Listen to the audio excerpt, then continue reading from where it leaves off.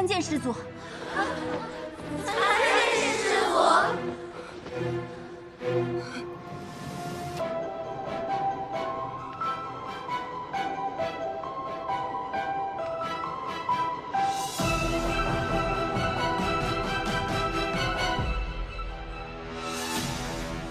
这老祖宗的脚竟然保养的这么好，细皮嫩肉的，不知道脸是不是也这么嫩？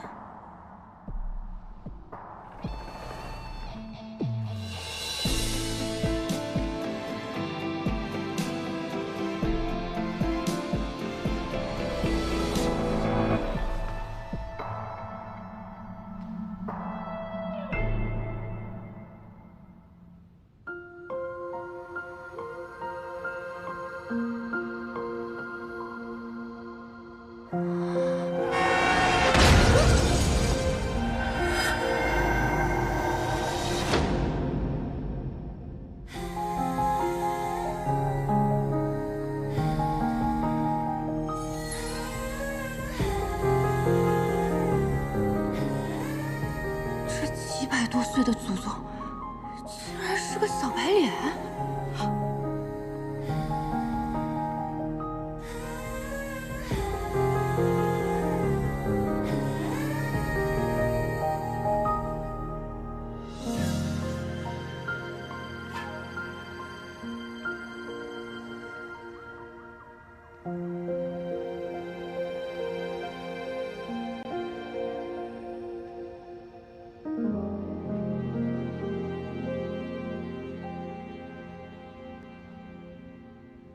你进来想做什么？弟子玉蓉蓉愿潜心侍奉师祖。撒谎！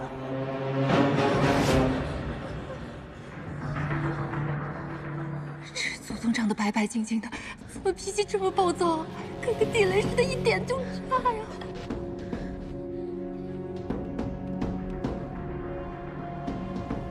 你别过来呀！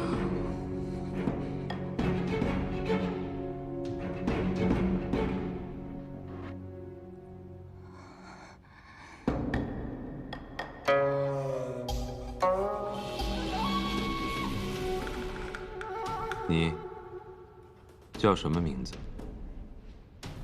弟子婉玲，仰慕师祖风采，愿侍奉师祖。他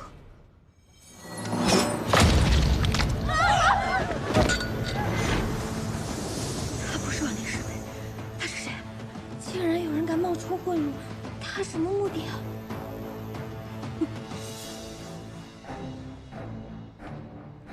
他好像在看我。不是祖宗，你别看我呀！这儿还有个胆子更大的。我哪里胆子大了？我根本什么都没做呀，祖宗！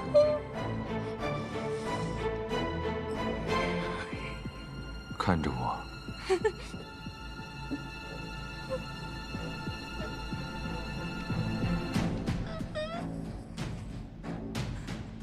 睁开眼睛看着我。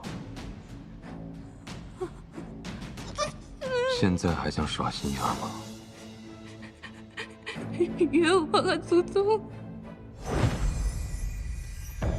灵火。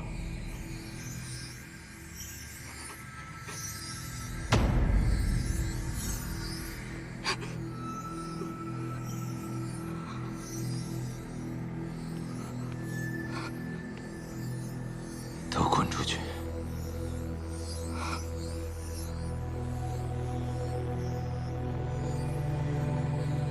滚！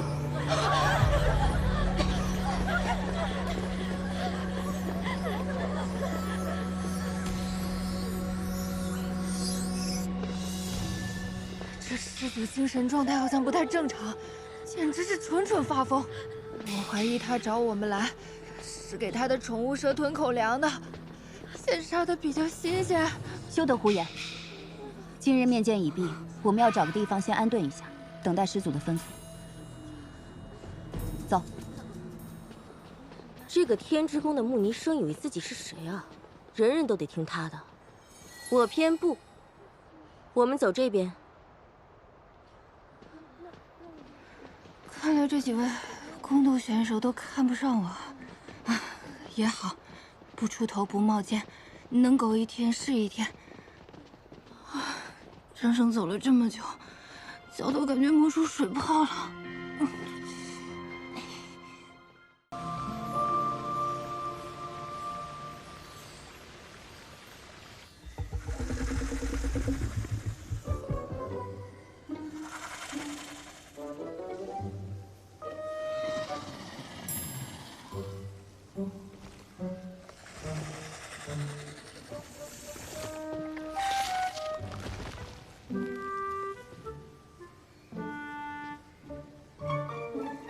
他竟是在睡觉。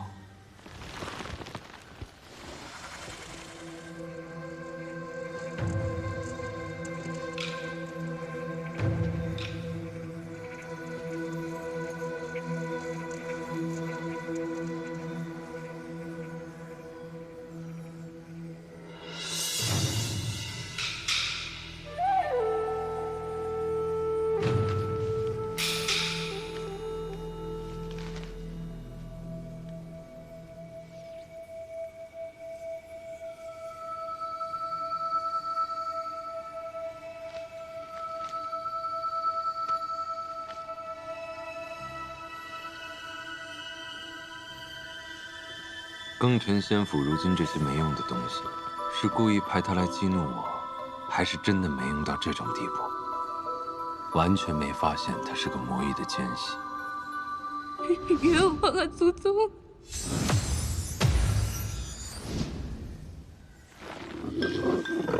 蠢蛇，我怎会因一个区区魔域之人而头疼？分明是我身体里的灵火在作乱。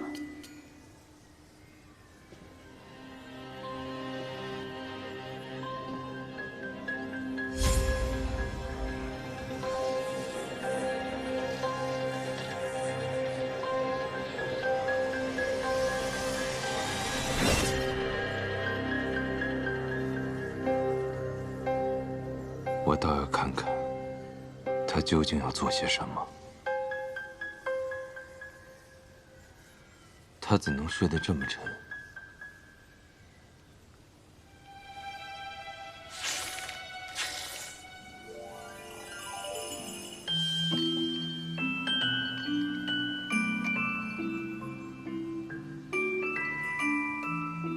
难问。走了。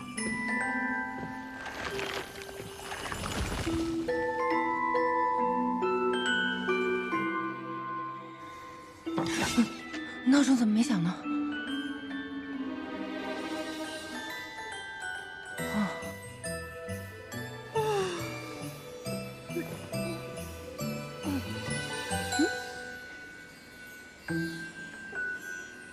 这花还怪奇怪的，晚上还会发光呢。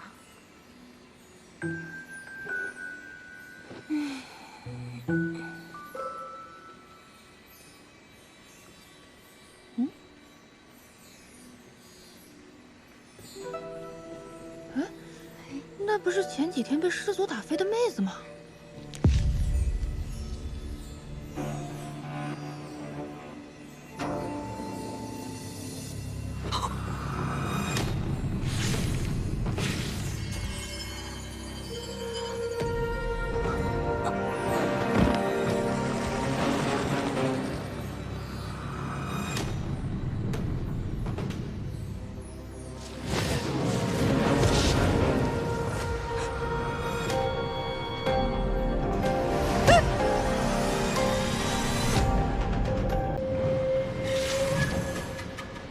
你以为这些弟子为何进山？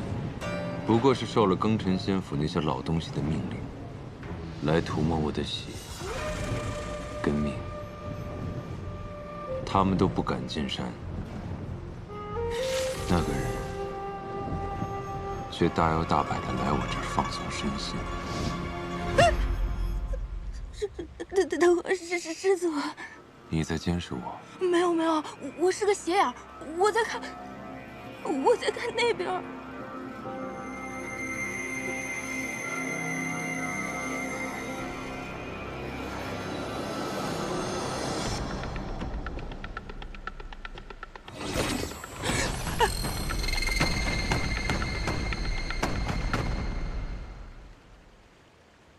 告诉我，你到底是来做什么的？来调整作息，放松身心，简言之，度假。啊？怎么回事？怎么话到嘴边就变了？肯定是这孙子搞的鬼！玄幻世界害我，这里竟然还有真化 buff 这种东西。你不想杀我？不想。你为什么不想杀我？我不过是一条无辜的咸鱼罢了，修为低成这样子，多想不开呀，要杀你！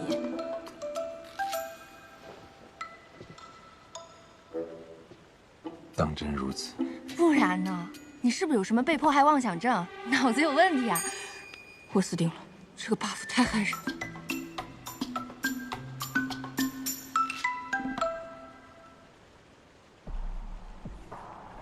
救命啊！到底杀我还是不杀我啊？给个痛快吧！第四不敢。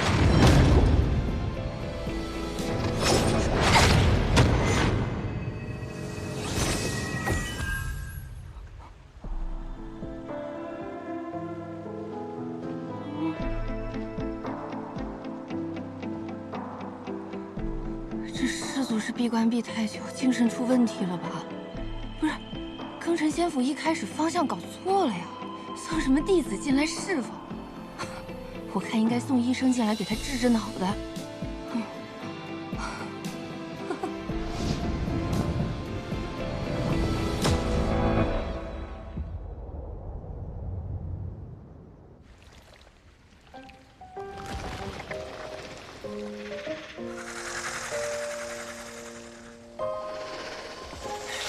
走开，臭狗子，别舔我！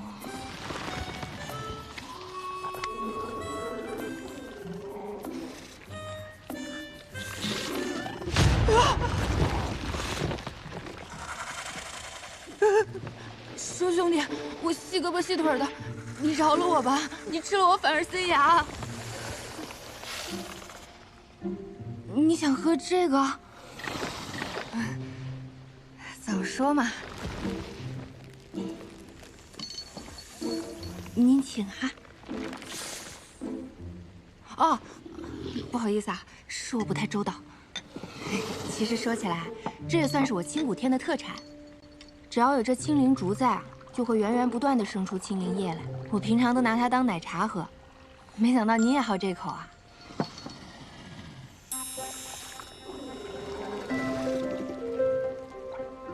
这蛇怎么狗里狗气的？能把一条巨蛇养成忠犬，祖宗不愧是祖宗。哎，我这算是又狗了一天。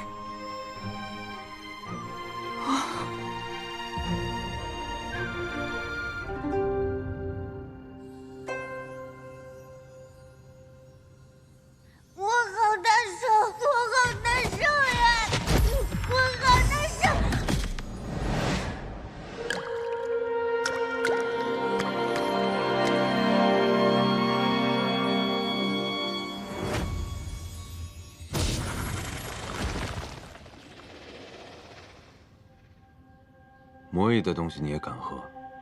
是嫌活得太久了吗？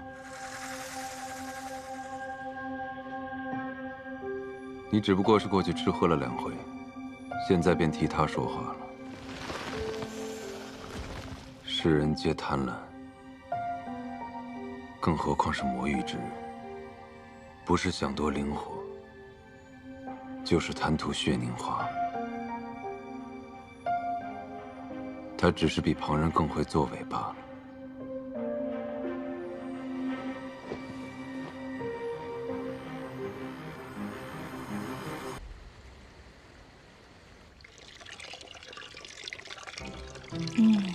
我已经给蛇兄安排上了，希望他今晚不要吵醒我，让我睡个安稳的觉吧。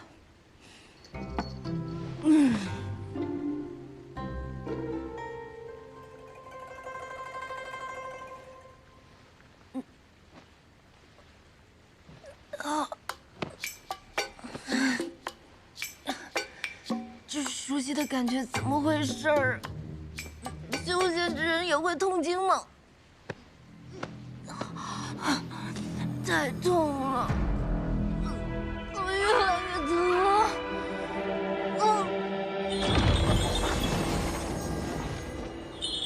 明离不是说，这半生灵能牵引廖廷琰的蚀骨之毒吗？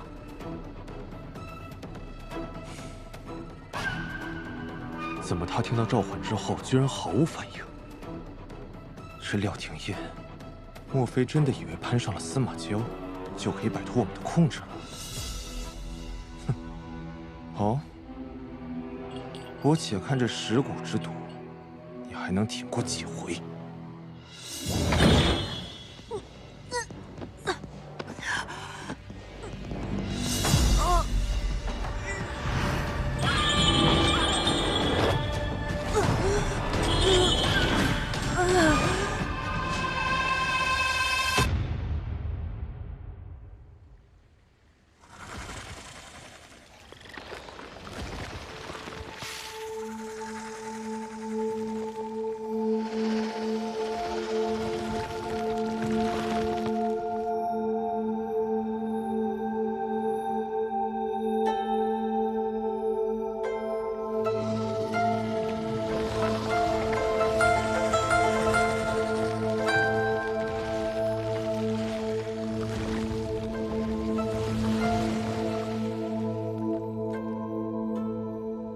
蠢蛇，你带了个什么回来？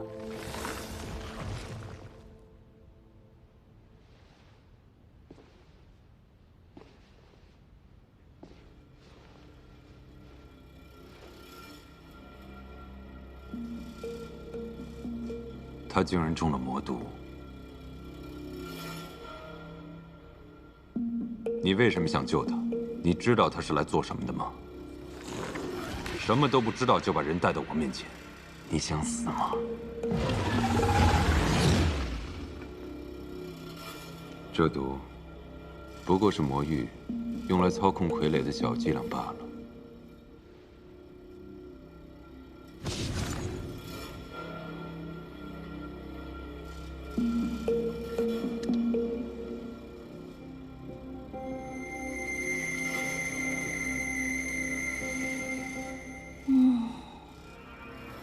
竟然直接睡着了。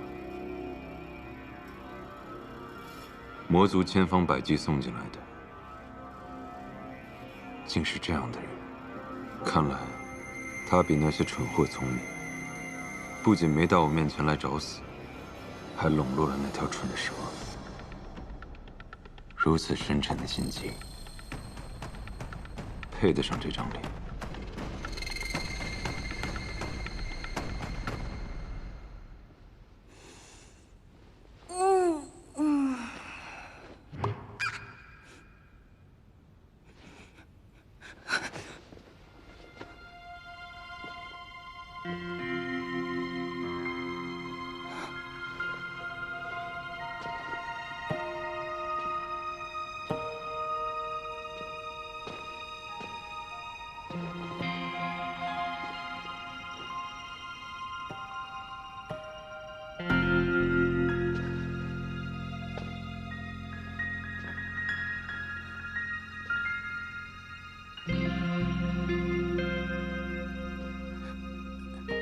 师祖，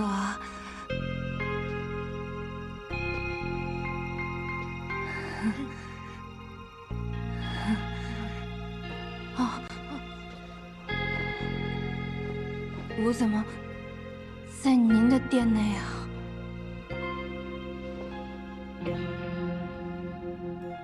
演得不错，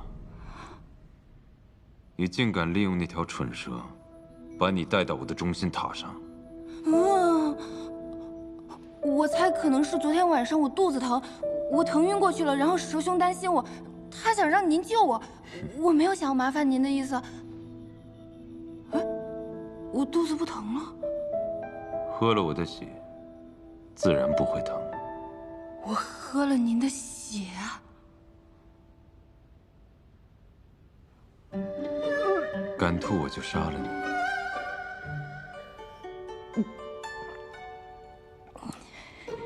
您的血还有止痛功能啊！不仅能止痛，还能增进修为，这世间无人不想要。不用算上我，我不太想要。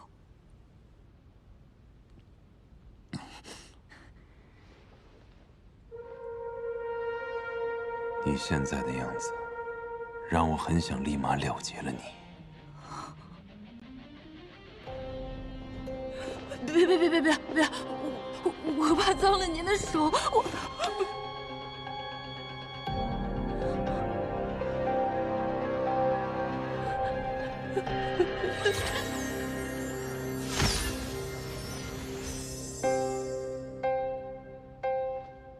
既然如此痛苦，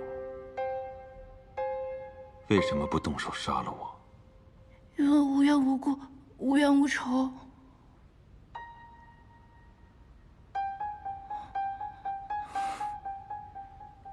哼，在这世上杀人，不需要冤仇，更不需要缘故。比如现在，无冤无仇、无缘无故，我就是要杀了你。你又能怎样？我不能怎么样，我也打不过你。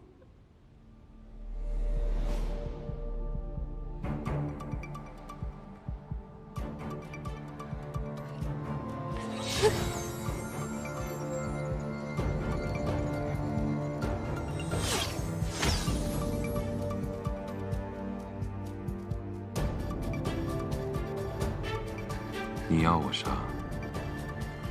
可我偏不杀。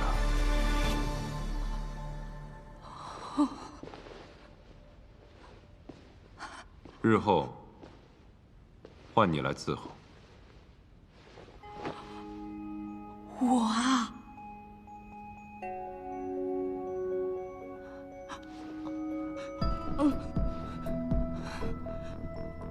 我先走了。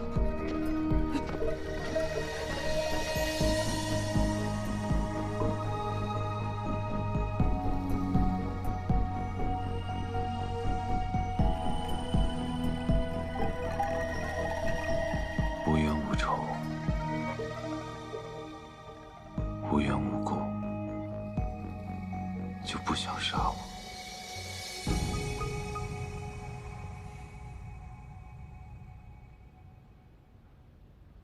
庚辰仙府哪个人不惦记着我的血？要不是只有我能供养灵火，要不是灵火能滋养整个庚辰仙府，要不是他们打不过我，我早就被分而食之了。魔域一直想毁了庚辰仙府，熄灭灵火，应该杀了我才是。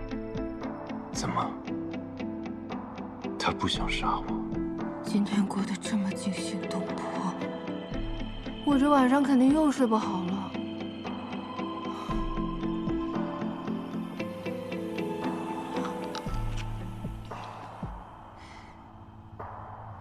真是可笑，真因之时问出来的答案不会有假。若他真无杀心，或许可以利用他一番。500年，新月夜。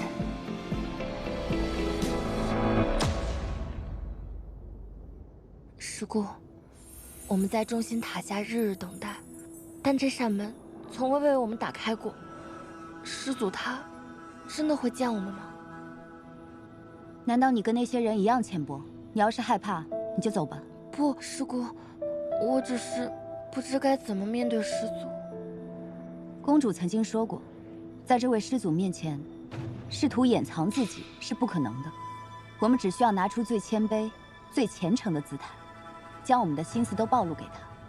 只要我继续坚持下去，师祖一定会被我触动的。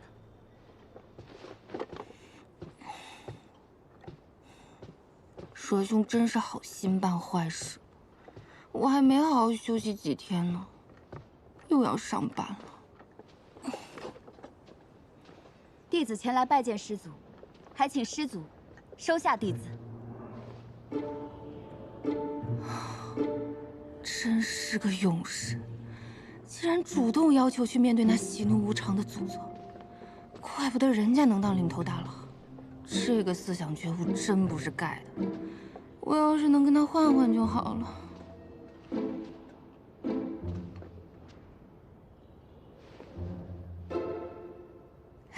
嗨，你竟然还未死！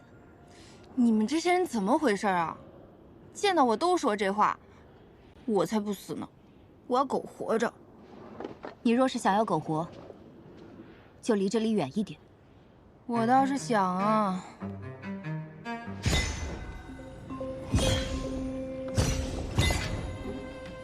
这师祖怎么回事啊？让我来上班也不给我个门禁卡，怎么进去啊？师姑，这小弟子恐怕不了解师祖的脾性，要不要提醒他？何必多管闲事？能在这么近的地方安全待着的，唯有你我二人。此人今日，怕是要死在这塔下。师祖，我来上班啦！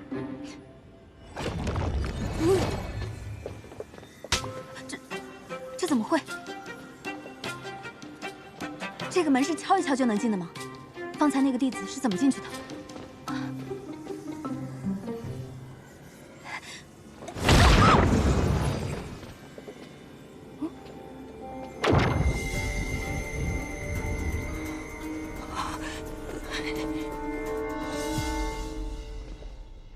不知道师祖会让我做什么？什么东西？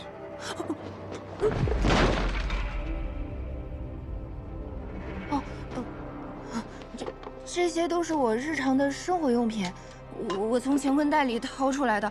但是我不太会用灵力，我就只会往外拿，不会往里收。放下你那些破烂，跟我来。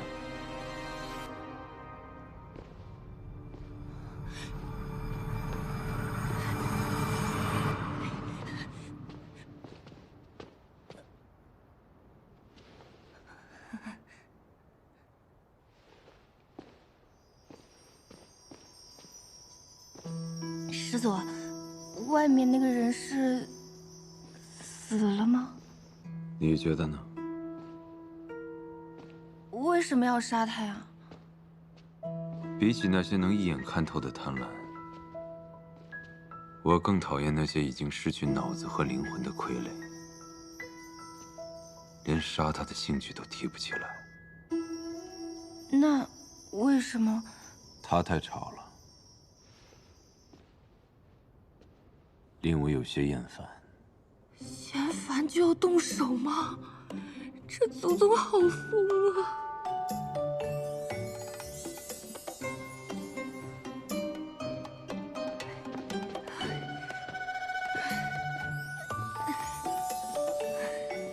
好累啊，这比挤地铁还累。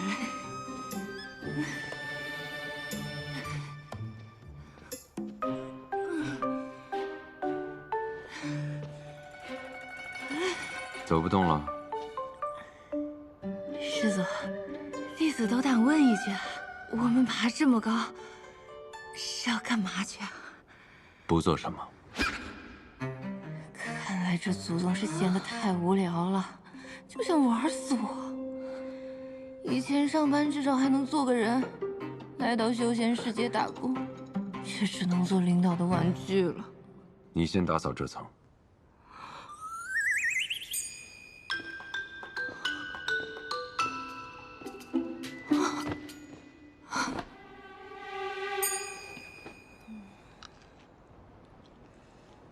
别说，这视野倒真挺不错的，就是师祖喜怒无常的，有点破坏上班体验。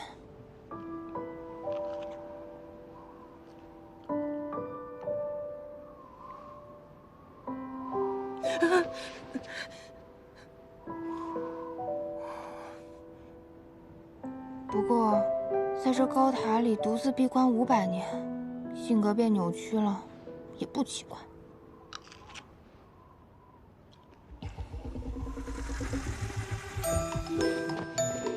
师祖，你看我多努力啊，干活呢。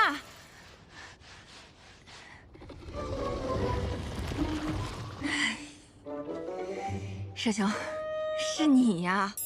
我以为老板来查岗呢，吓我一跳。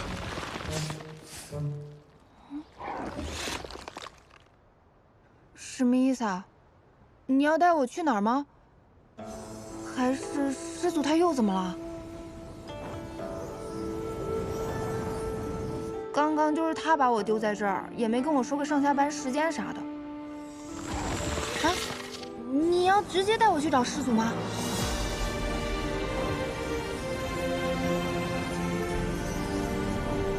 若不把他封印，定会屠灭整个邪府。灵火已与他融为一体，只要留他一命，给我们提供灵气即可。不如在此封印之上再加一道禁制，此禁制连着他全身经脉，可压制住他，令他无法自戕。即使他再痛苦，也不能求死。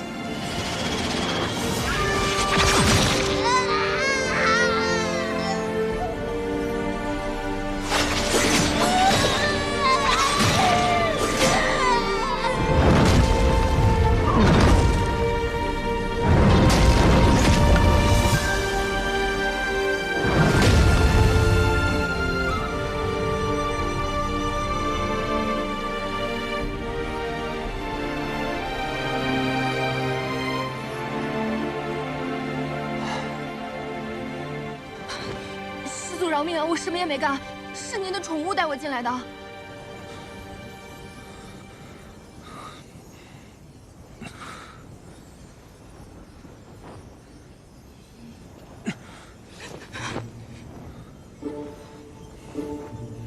师祖，我灵力低微，帮不了您，要不我先下班了哈。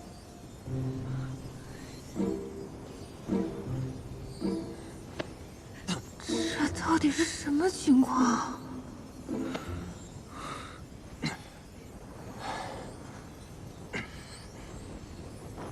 师祖，您是不是发烧了？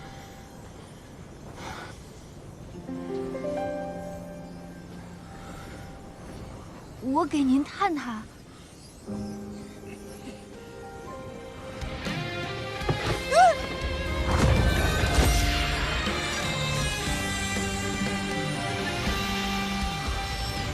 紧紧握，彼岸绳索，让你我烙下份炽热。迷离不愁，鸳鸯执着，凝结成琥珀。望着眼前的叶落，借一笔水墨。师祖，您听我解释，是您的宠物带我进来的，我绝对没有半点要冒犯您的意思。他竟然能缓解灵火带给我的灼烧之痛。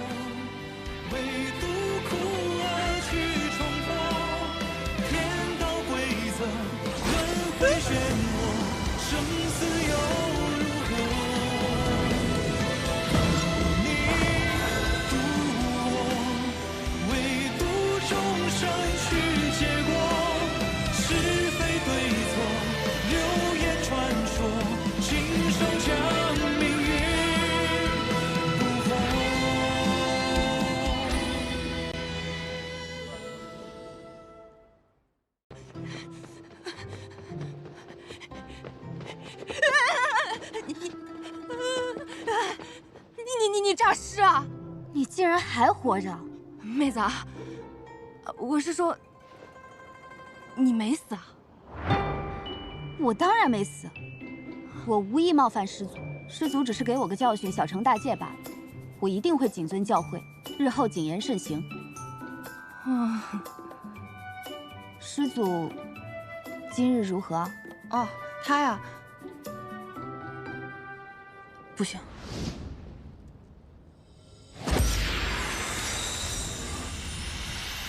老板的八卦怎么能随便说？报告师姑，师祖一切都挺好的。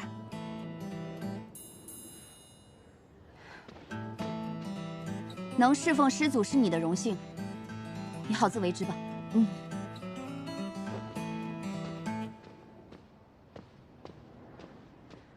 那看来这师祖说杀人是故意吓我呢。这么一说，这师祖怎么一点都不像师祖？像个小学鸡一样。那或许这师祖除了脑子不太好之外，也不是个因为鸡毛蒜皮的小事就嗜杀的主。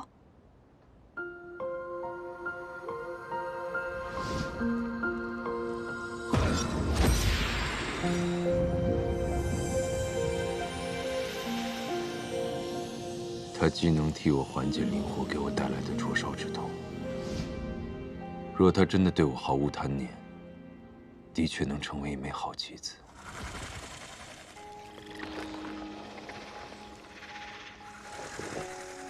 你去把塔外的结界消了，以这魔域间隙为由，把门打开，老鼠会顺着缝隙溜进来。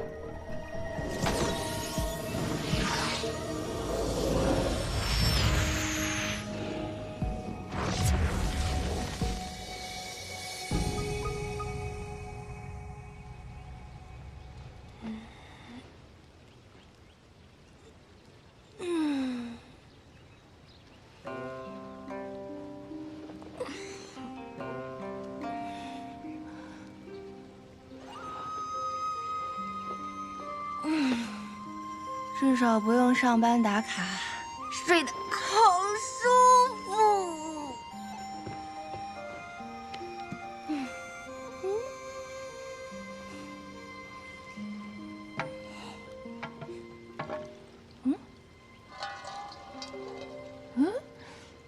没水了。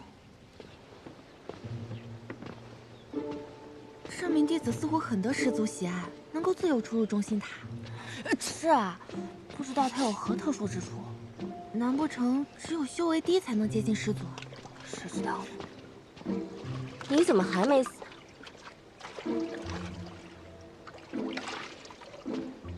惭愧，我这个人呢比较低调，就还没有遇到危险啊。先前让你在大殿上逃过一劫，算是你命大。你最好别对师祖有什么下作心思，否则，你迟早都得死。怎么？哦，你是怕他先你一步，获得师祖的青睐吧？就凭他一个不知从哪儿冒出来的低等灵根，他也配？低等灵根又如何？难道修为高、出身好，就天生高人一等吗？那是自然，怎么也入了？你出身卑贱，所以跟他惺惺相惜了。我劝你啊，最好再找一个同伴，他的身份比你这个低等灵根还要低。这位同事，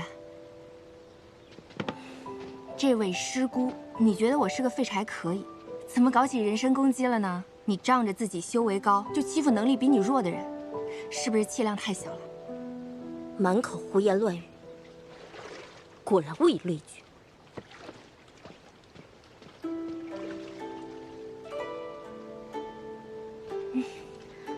之前他们那么辱骂你，你都没有反击过，今日怎么愿意帮我出头呀？他们看不上我这个落后分子，我可以理解，但不能借题发挥，拿人的出身说事儿，太过分了。虽然我不能完全听明白你在说什么，不过我听得出来，你没有瞧不起我。你长得这么漂亮，能力又好，我欣赏你还来不及呢。我的感谢礼物，很甜的，你试试。谢谢。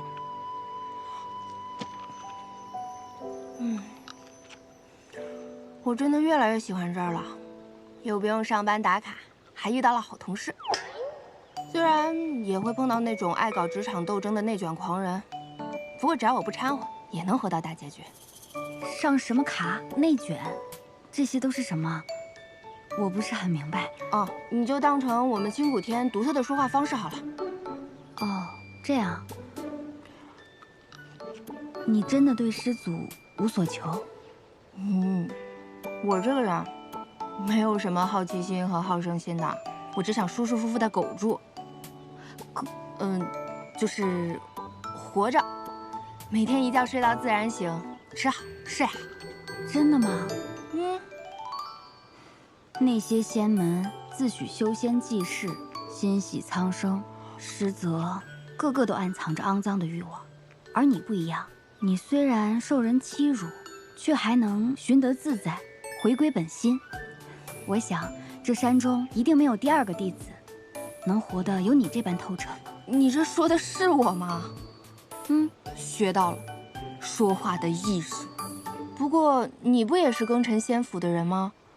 你怎么说的自己跟他们不是一路人一样？一路人，异乡人罢了。嗯。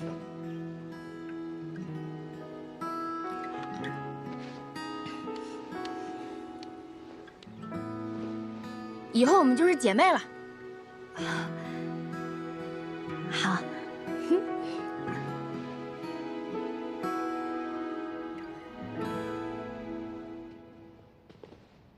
我这次竟然不敲门就能进来了。嗯。又要爬楼，不爬行不行？不想死就跟上。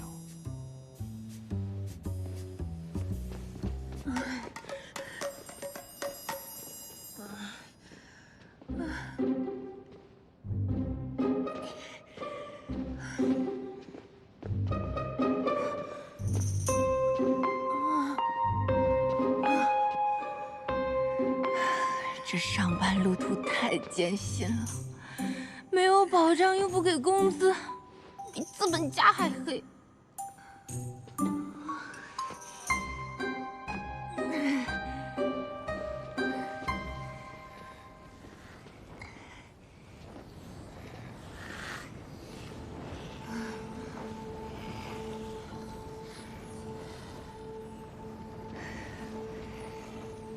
以我浅薄的玄幻世界认知，这东西一定十分珍贵。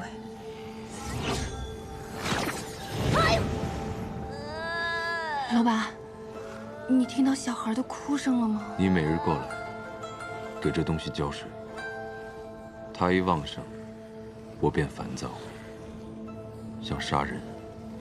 你认真的吗？这个花上面顶着火焰，不会浇灭吗？要能浇灭它，也是大功一件。跟我走。哦。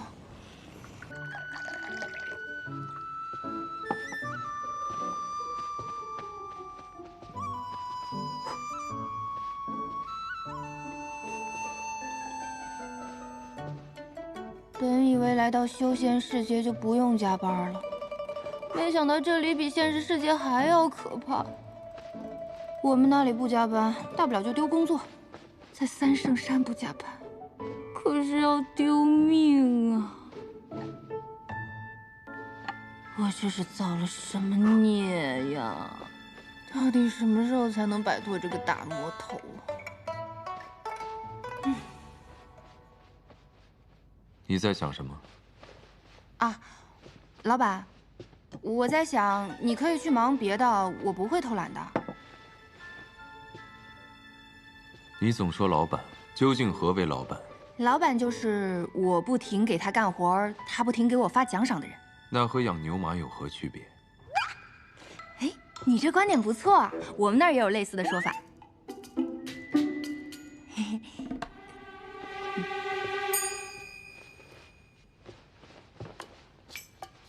你为何不用术法做事？你本就修为不高，才堪堪炼气，而炼气之上还有筑基结丹、元婴化神、炼虚合体、大成渡劫，这辈分也是最低的。兴许是那选人的仙官一时出了差错，才会把这样的选拔机会给你。我修为好像很低，不太会用。之前脑子受伤了，很多事情不记得了。你喝了我的血，如今至少已经达到筑基的境界。我这就已经筑基了。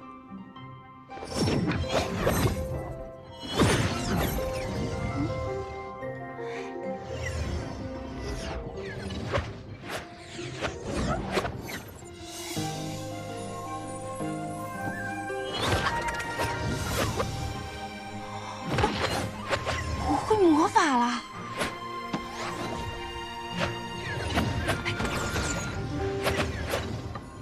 终于放弃掩饰自己的魔域身份了，多少坦诚了几分。快来！哦，怎么换个世界还是不能躺平啊？别人穿越是天命之女，我穿越是社畜之魂。没钱没假期，还要看老板脸色。以前天天敲键盘，现在天天玩抹布。人生不能白烂，快乐只少一半。本来就烦，还要和熊孩子斗智斗勇。哎呦！坏蛋，疼死我！我要烧死你！你还会说话？这里还有别的东西吗？暂停啊！修仙世界，火焰会说话也很正常。火苗小朋友，我也是听老板的安排。那个，你多担待哈。好朋友，你知道我是谁吗？我管你是谁啊，老板的话我得听哈。不好意思啊，师门专业种地的，你且忍忍，我很快。斗不过师祖而已，可你这小屁孩都还是绰绰有余的。感觉身体要被掏空了，怎么修仙世界的幼崽也这么精力旺盛？天天爬着鬼楼梯，累死我了。干的活比牛多，没工资没合同，纯压榨。好在老板经常不出现，同时大黑蛇也很好相处。工作对象虽然喜欢吐火，但很好接近。我要烧死你！哎，我太不容易了。我求求你了，不要再教我了，我好难受。我星子都吐不出来了，应该差不多了吧？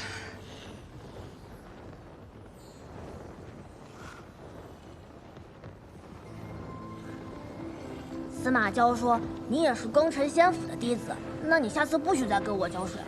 我不给你浇水，我老板那儿怎么应付啊？你不是他的女人吗？还需要花心思应付他？我请问你是从哪儿得出这个结论的？他能带到这里的，肯定是他的人。你是女人，就是他的女人，有什么不对？这逻辑鬼才！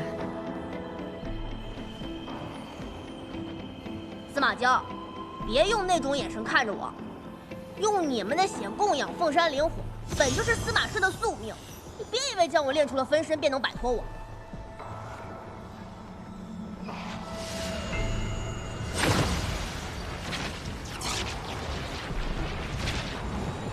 我们同生同死，这种命运，你永生永世都别想摆脱。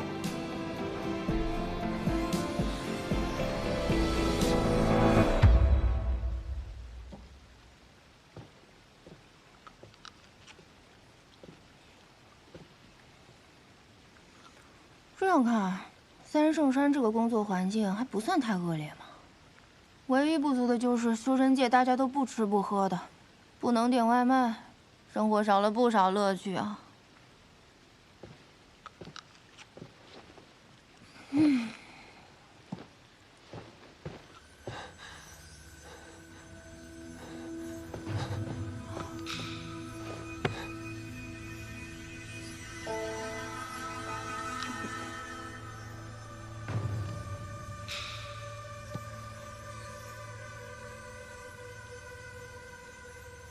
又来。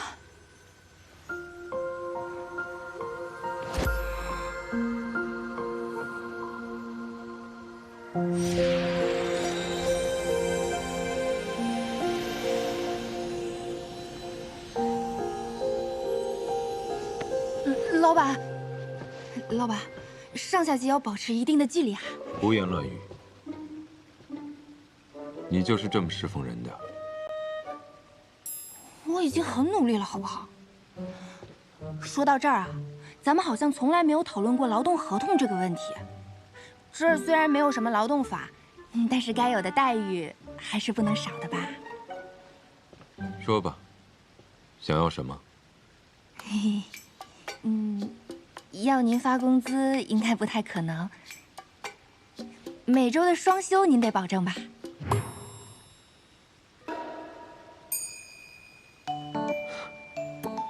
转来转去，要的还是这个。啊？那双休不行，单休也行啦。继续浇水，别想偷懒。我听说你们在这儿待了500年，是不是不管人还是火，一个地方待久了，容易生病啊？都怪司马娇这个没良心的，大逆不道！哼，没事老拿我消遣。司马娇，这么娇滴滴的名字，跟祖宗也太反差了吧？笨蛋，是娇，烧焦的焦。哦，嗨，这就对了嘛。你怎么这么暴躁呢？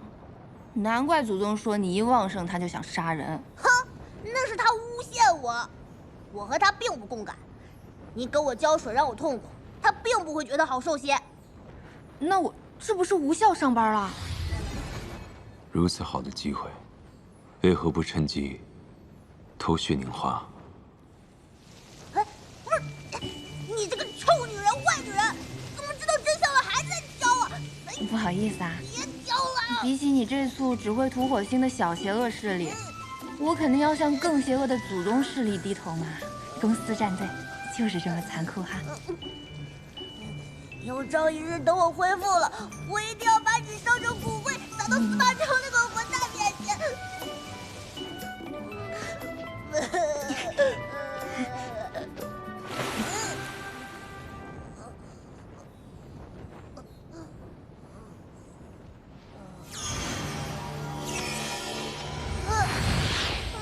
我的花，司马昭，好的也是我用你的血养出来的花，你就不心疼自己的血吗？捡起来。嗯。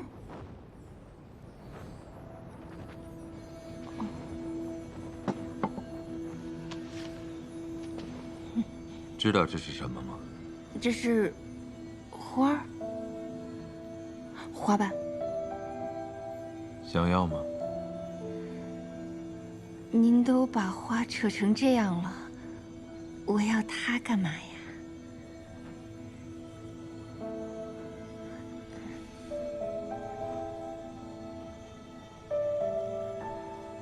看来你什么都不知道，他们就这样让你进来了。是的，没人跟我说什么。哎，主要是我和师父师兄其实不太熟，他们也不知道什么内幕。况且，知道的越多，死得越快。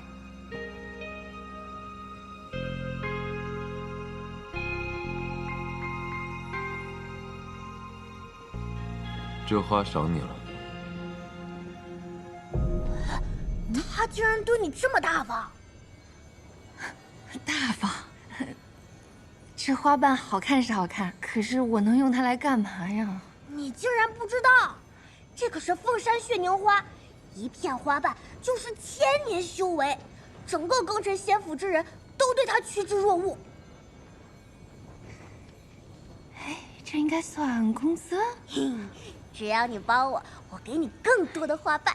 不用啦，谢谢啊。人心不足蛇吞象。说实话，像这种宝贝，我也不是很敢用。万一我一个受不住死了怎么办？小说里很多这种套路的。我今天的活干完了，那我先下班了啊，拜拜。哎，你别走啊，再陪我聊会儿。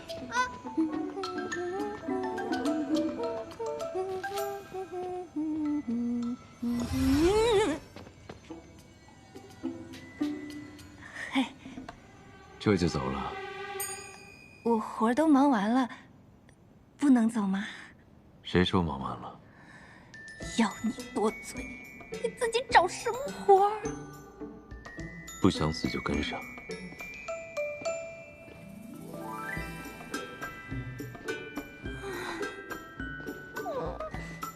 你今日无需再干杂活，只需学会一种杀人的术法。杀人？我不学行不行啊？不学就杀了你。啊！拿起来，拔出来。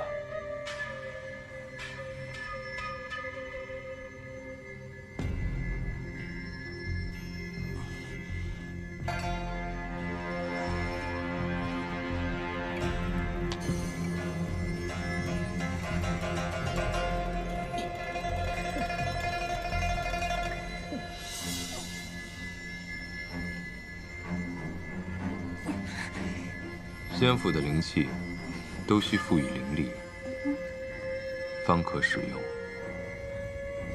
可我不会灵力啊！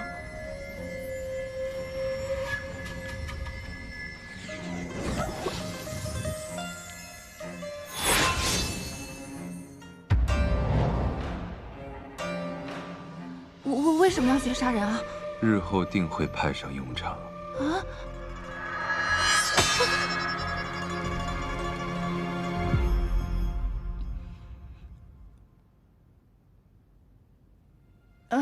师祖，我先跟您确认一件事儿啊，免得我们日后相处起来拿捏不好分寸。说。那个，您看您给我喂血，把我留在身边，还亲自教我术法。这山上明明那么多人，您偏偏对我一个人这么特别，不会是喜欢我吧？你区区一个筑基期的小修，跟我谈喜欢，你真可笑。我现在长得算挺好看的，也不至于到可笑的程度嘛。而且喜欢跟修为有什么关系呢？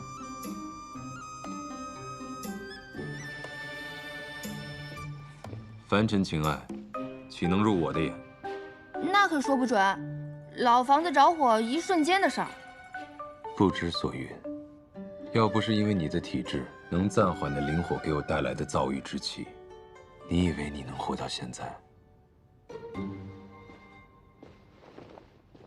哦，原来我是个移动空调啊！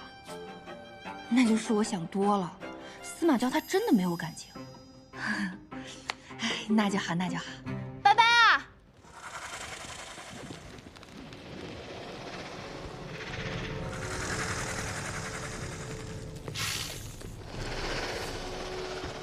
棋子已落，500年了，这一切终于要结束了。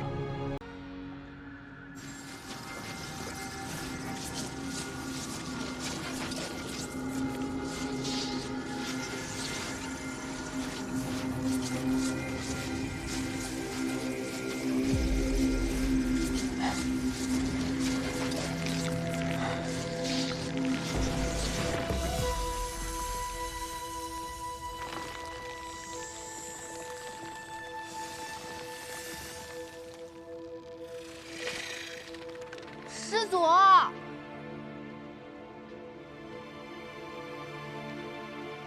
师祖，师祖。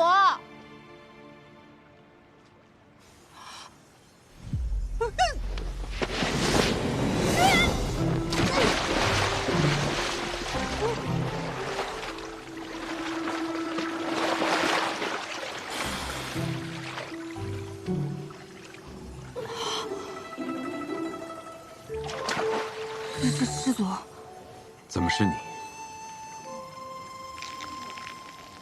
师祖身上的伤疤，难道是被封印时留下的？这是你能随意进来的地方吗？对不起，我不是故意进来的。说，你是来做什么的？我知道了，师祖您有烦心事，想看有没有机会讨好您。我能有何烦心事？但是我想到了一个法子，也许能让您开心一点。让我开心。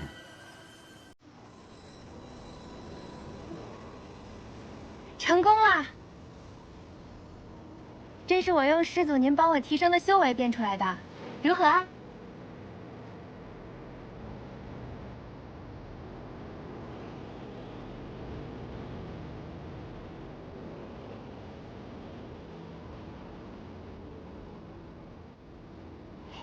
我为你提升修为，你就拿来做这些。这能让你开心啊，不好吗？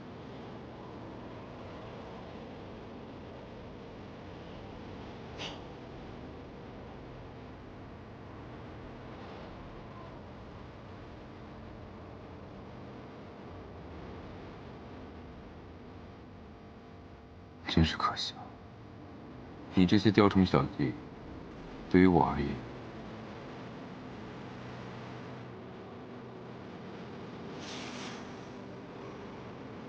好美啊！怎么样？有没有让你凉快点？老板，老板，别老板着这么好看的一张脸嘛！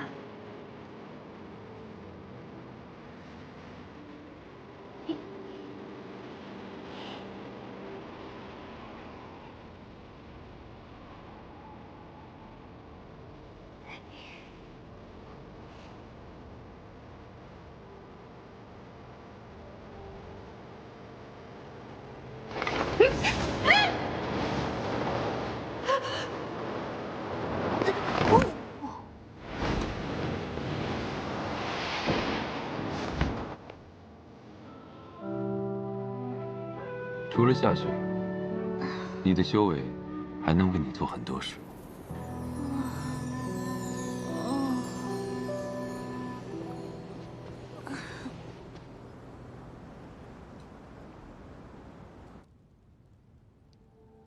新月夜就要来了，我在这里被关押了500年，修为被压制，日日遭受折磨。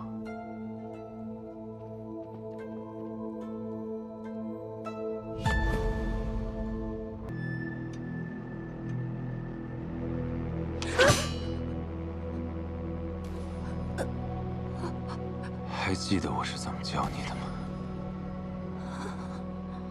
往哪里刺最好？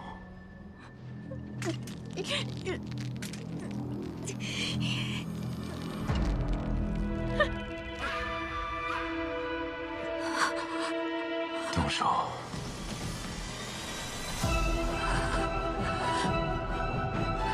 动手！你们干嘛非要逼我？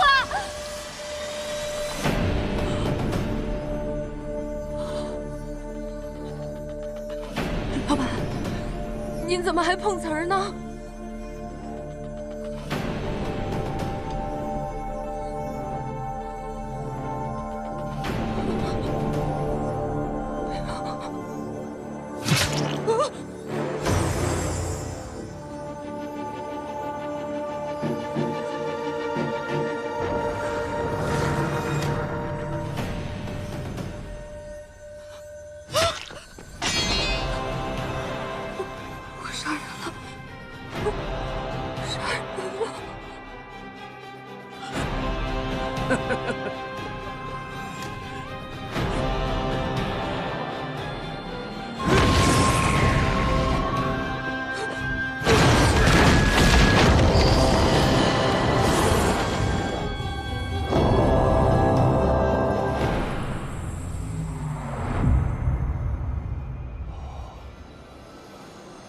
灵脉果然被减弱了，好机会！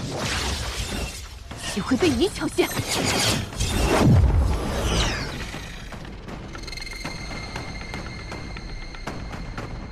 新公主，你不一起进去吗？师掌门，你是师祖的守护者，你都没有进去，我怎敢轻举妄动啊？当年你可是亲历了师祖被封印的整个过程，他有多强大，你是最清楚的。这新月夜，灵力会被削弱之事，是真的吗？我不知道，不过我相信师祖不会甘为鱼肉的。师祖，你醒醒！师祖，师祖，醒醒！师祖，吵死了！你还好吧？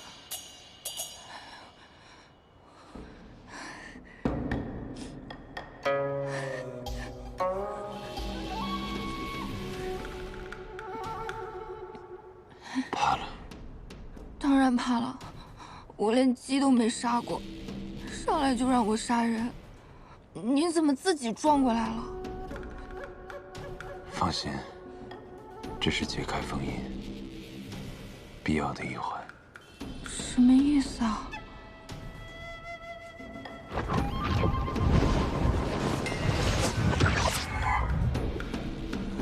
后戏就要开始了。师祖，您怎么伤成这个样子？师祖，您可安好？师祖身边那位，你，去探探他的脉。怎么探啊？我没有学过中医。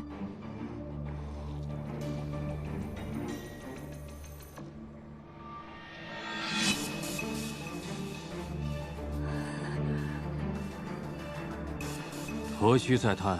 看他这样子，想必是真的不行了。没错，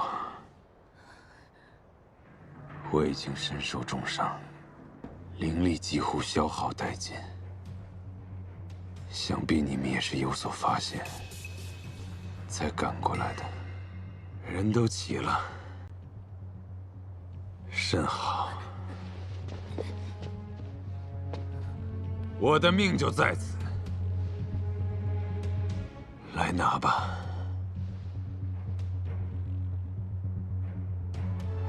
师祖，你哪来的底气啊？我俩刚避免了你死我活，又要同生共死了吗？我不让你死，你就不会死。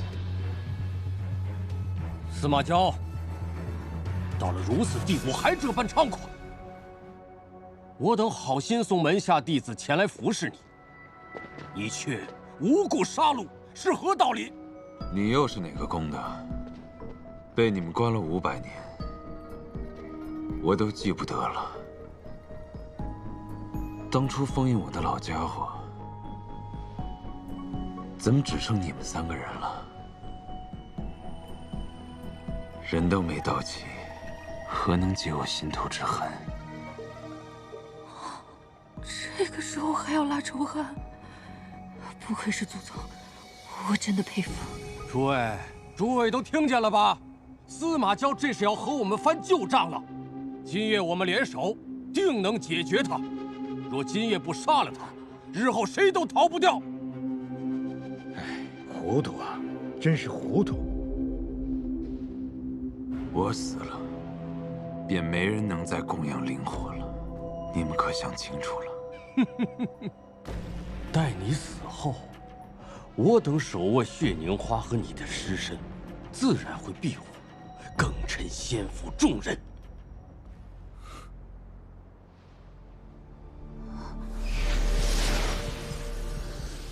你说的血凝花，可是雌毒？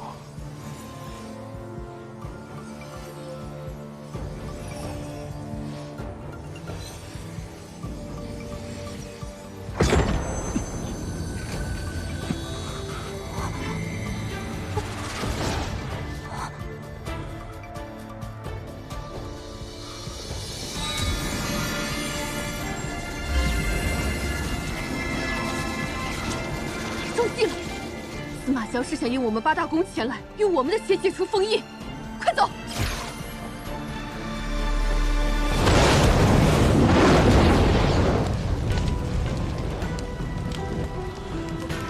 往哪儿跑？是灵火，出不去了。师祖，这恐怕是个误会，我们绝无恶意。至少我们天之宫，绝没有对您不敬的意思啊！果然，你新月夜会虚弱一事是个谎言。现在才意识到，迟了些吧。跟他拼了！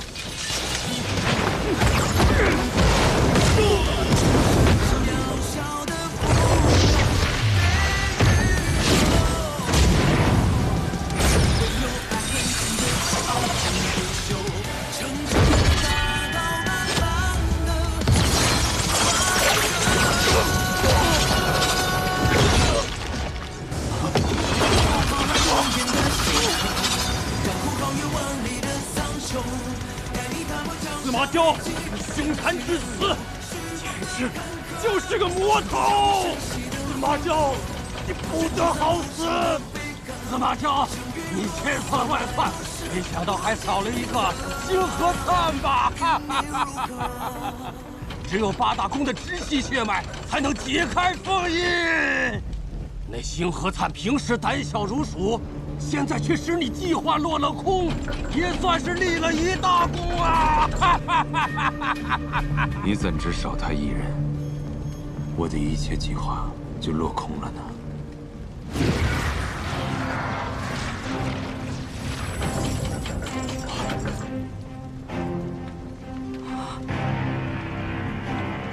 你们送进来的人，我当然要好好利用。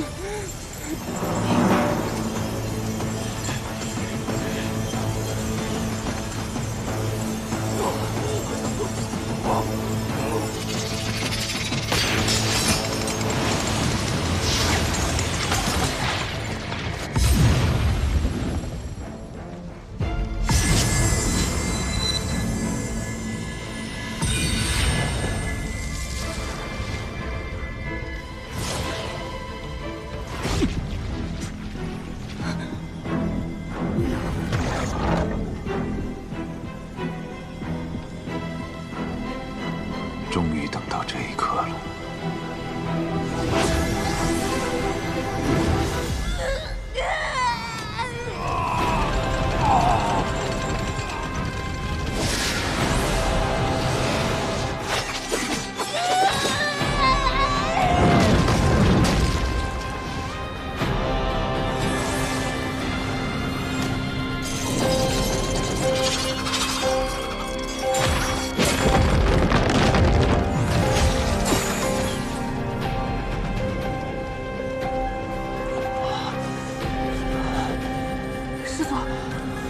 好吗？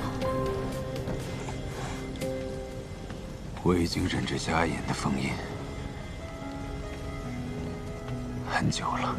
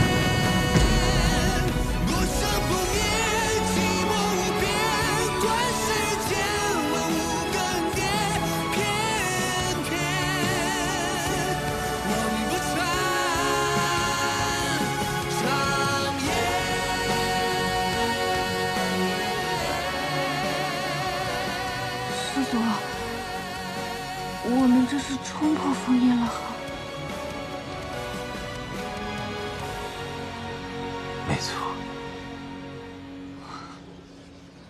那就好。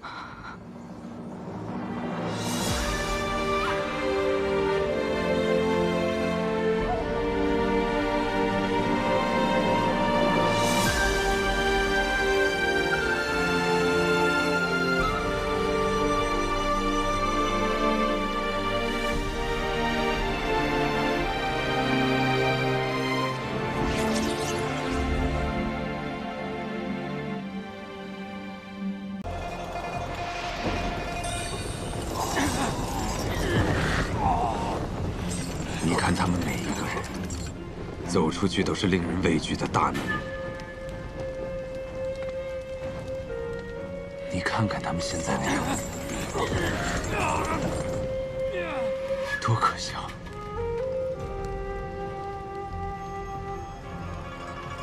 对此你作何感想？你的腰好细。什么？我觉得你可能是被关久了，饿成这样的。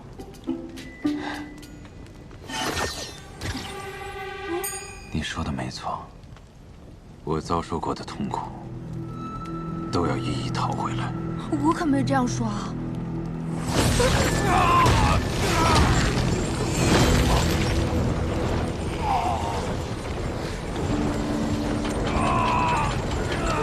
叶公主！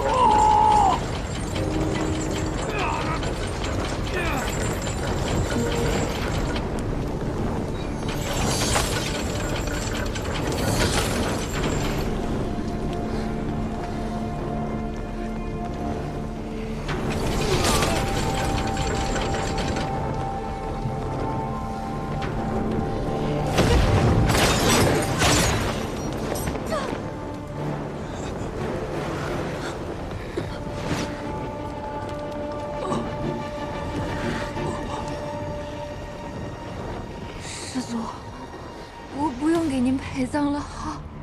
你不想死？当然不想死，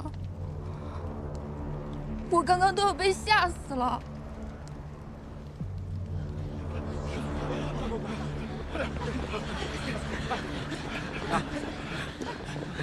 师祖出关了！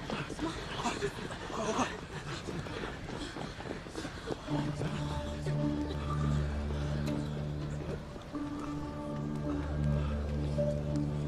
恭迎师祖出关！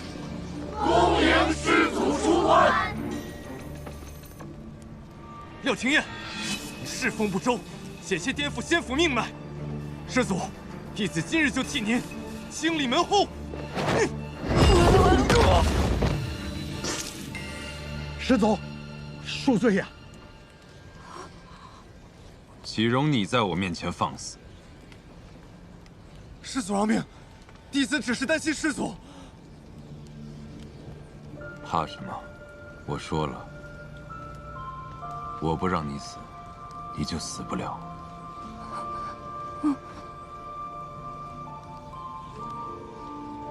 这位弟子是四世之宫的吗？竟得师祖如此青睐。我也从未见过这位弟子。师祖之前可是对我们宋锦山的弟子大开杀戒，怎么偏偏留下个修为低劣的3灵根弟子，有何用处？当初送弟子入山之时，抱着何种心思，自己心里最清楚。师祖，今日三神山被毁成这样，不如您先去白鹿崖暂住，等弟子们把这里修葺完毕，再请师祖回山。还想将我押回来再封500年？师祖，您误会了，我是……行了。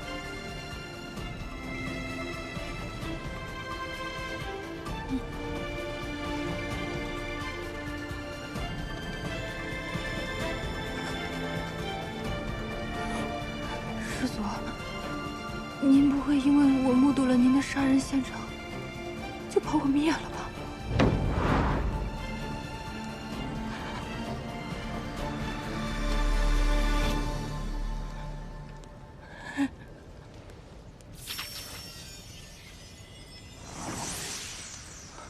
你在想什么？师祖，您要杀就杀吧，别玩我心态了。如果杀累了，要不就回去洗洗睡了吧。那便依你。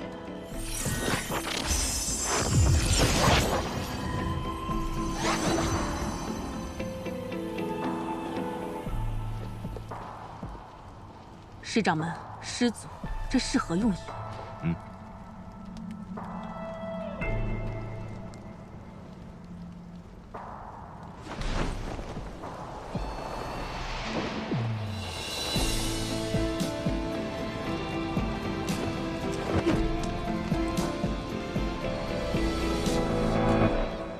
老板，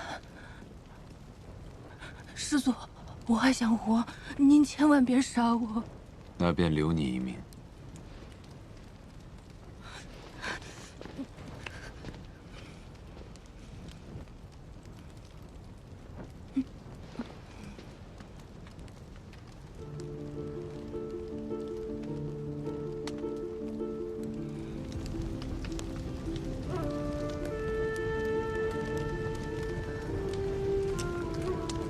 这也太突然了。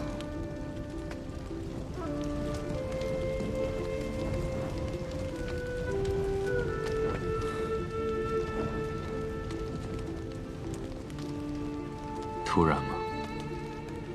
我为这一刻已经准备了500年。以8大宫直系血脉，也有解开封印结界。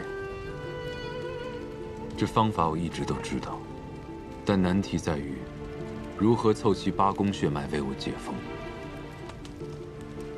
我出不去，只能让他们进来。我将灵火炼出分身，增进修为，为的就是点燃8大宫心中的恐惧。师祖，息怒啊！师祖息怒！他们恐我冲破封印结界，自会派人进山。弟子婉灵，仰慕师祖风采，愿侍奉师祖。一旦送进山的弟子丧命，他们便会因畏惧之心蠢蠢欲动。师祖怕是还记着昔日的恩怨。让我们先下手为强。你去把塔外的结界消了，老鼠会顺着缝隙溜进来。而这第一个新月夜，就是我最虚弱的时候。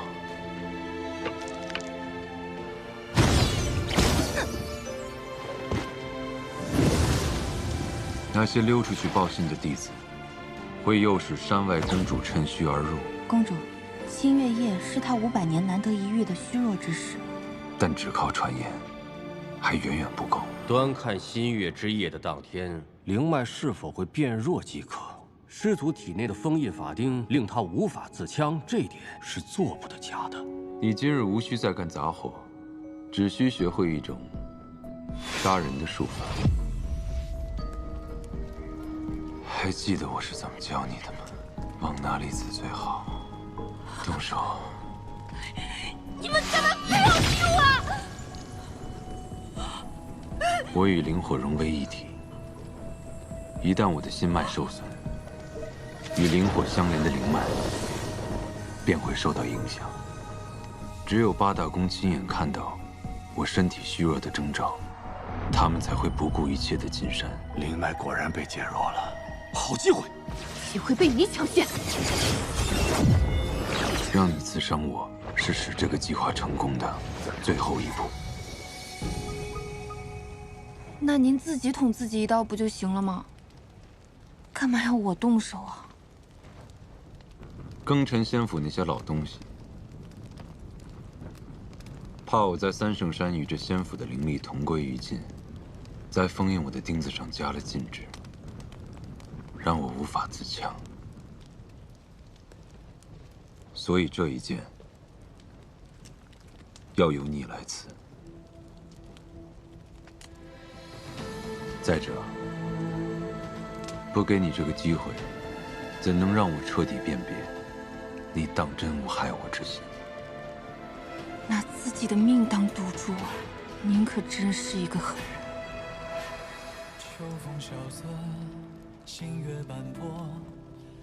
你是不是想骂我？没有啊。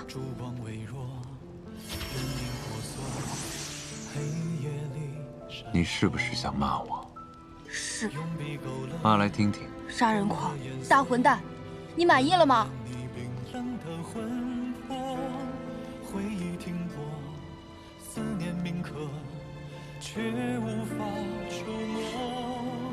那你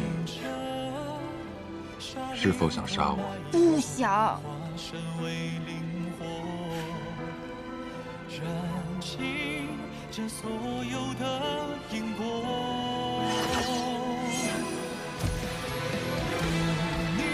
你不是困了吗？去睡吧。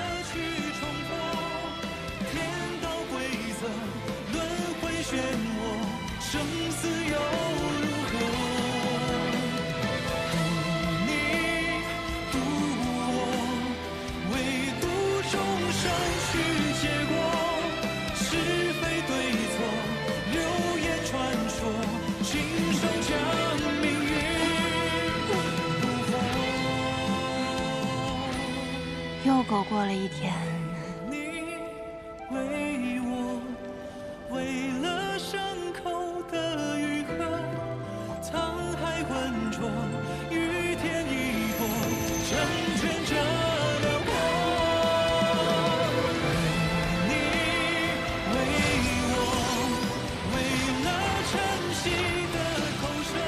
司马娇在这里被封了整整500年。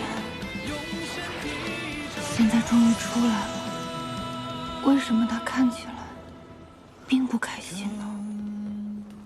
这仙府定藏了不少秘密，再让那群人苟延残喘些时日，